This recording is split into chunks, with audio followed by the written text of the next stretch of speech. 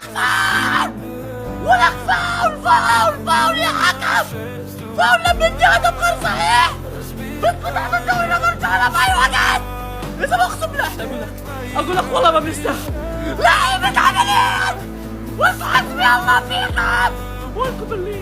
وينكم بالليل لعب برشلونة المتأهل سابقا يسجل علينا بآخر الدقائق. وينكم هاي مش فاول، وينكم هاي مش فاول. أنا خلاص قريت عن مبارك برشلونة الدوري. التحكيم أعطاك الدوري مبارك. مبارك. والله ما حد مستفز غيري. استغفر الله العظيم، استغفر الله العظيم، بس استغفر الله العظيم. من حقي هسه اشمت بيكم لان تعادلتوا، ومن حقي افرح راح افوز بالليغا الاسبانيه، بس الريال مدريد الجاي يصير وياه والله العظيم ما يستاهل، والسبب واضح الجاي يصير مع نادي الملكي. السبب هذاك وينه معروف شنو السبب، الاداره، اللواعيب، المدرب. والله وقت الريال مدريد يصير بيه هيك نفس الاسد من ينجرح بالغابه، هكذا حال نادي الملكي الان، اسد ومجروح. من ما كان جاي الذئاب تعض بيه، وقت الريال صار بيه هيك. احنا ريال مدريد نستحق الخسارة هم، مو نستحق التعادل. الصراحة ريال بيتيس قدم مباراة حلوة، مباراة كبيرة، يعني بغض النظر عن هدفهم التعادل اللي اجى بعد خطأ على يعني لاعبهم. خطأ الصراحة. انتوني جر المندي، بس مندي ادري انت نستله شوية. اثبت يا اخي، اثبت، استقوى ماكوش. بس ريال بيتيس يستحقون على الاقل التعادل. هم زين ما فازونه بخير. لونين ايش قد سطوا تقول جاي يحمي بيتهم، جاي يحمي اهله وعرضه. بس ريال مدريد ما يستحق ولا يستحق الليغا. يا اخي ما اعرف التشكيله راسها من رجليه. انا اعرف المدربين لما يسوون تبديلات يجيبون نتيجه، الا اربيلوه يسوي تبديلات نبلع اهداف، نخسر، نتعادل. شنو هذا ريال مدريد؟ ما نعرف. 8 نقاط شو نجيبه بعد؟ راحت. خلوني اغلط على الحكم، كلمة الكلب. شنو هذا؟ والله العظيم ولك خطأ على ميدي. شلون تحسبها هدف؟ شلون؟ ولكم هذا الحكم جيبوا الخايس ابن الخايس. شلون يسويها؟ شلون هدف يا اخي؟ بس فهمني شلون هدف غير مسك ميدي من ايده وجر ولك لعنة علي دوري. كلب شلون علي حكم قايس. لا وما نلعب هذا الدوري بعد، ما نلعب بعد بيجي دوري. كما فينجا كما هو فيني جونيور فيني هو كما فينجا كما هو ابلع يلا هو. والله جلدوهم بتيس بال90.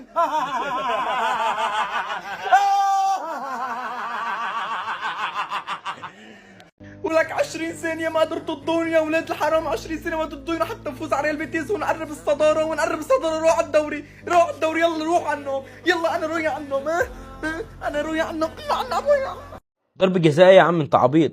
ابراهيم دياز قال انا الجون.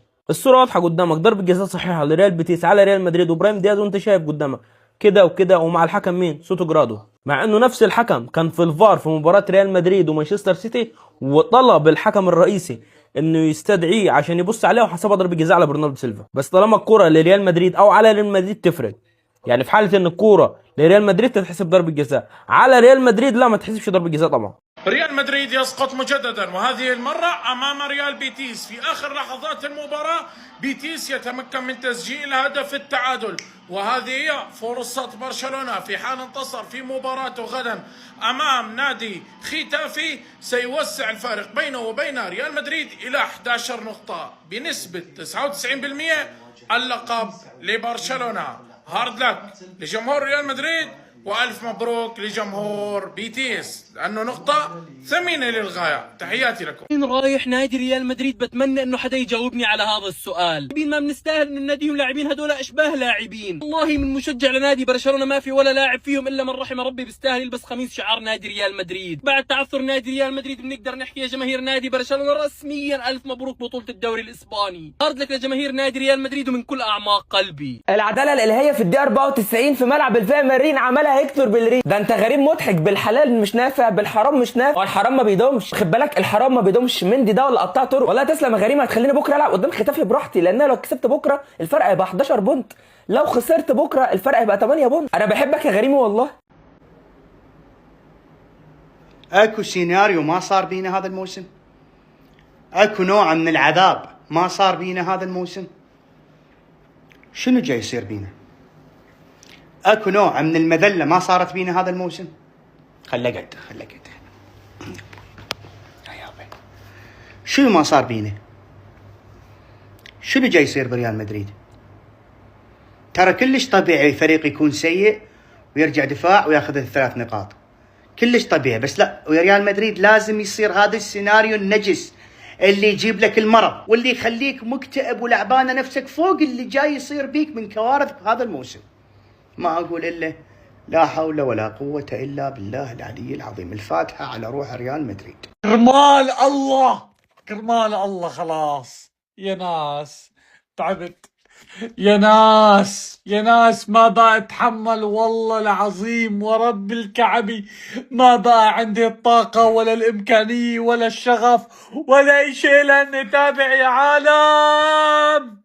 الريال مدريد طول عمره يجيب اهداف في الدقائق الاخيرة ويعمل ريمونتادات، الا هذه السنة ريال مدريد ياكل اهداف بالدقائق الاخيرة.